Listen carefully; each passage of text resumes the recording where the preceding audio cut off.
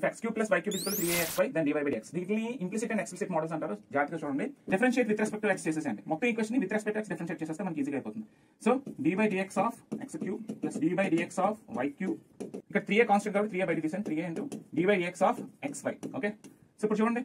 So ఇది ఎలా కనిపిస్తుంది? dy by dx of x power n into x power n minus 1 3x square అవుతుంది. Okay, plus ఇక్కడ with respect to x y చేస్తున్నప్పుడు మనం 3y square but into dy by dx వేసుకోవాలి. 3 into a. So ఇది ఎలా కనిపిస్తుంది? u into v form లో కనిపిస్తుంది. So dy by dx of uv ఏమవుతుందండి?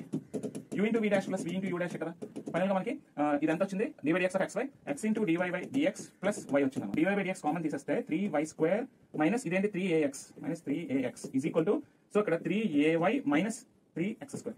సో బోత్ సైడ్స్ మనం 3 కామన్ తీసి క్యాన్సిల్ చేస్తే మన ఫైనల్ గా dy by dx ఎంత అవుతుందంటే ay minus x square by y square minus ax. ఇది మైనస్ కామన్ తీయండి. మైనస్ కామన్ తీసినప్పుడు మీకు ఆన్సర్ వస్తుంది x square minus ay by ax minus y square. This is your answer. Okay, ఇలాంటి questions ఎక్కువ practice చేయండి. For more videos subscribe to our channel.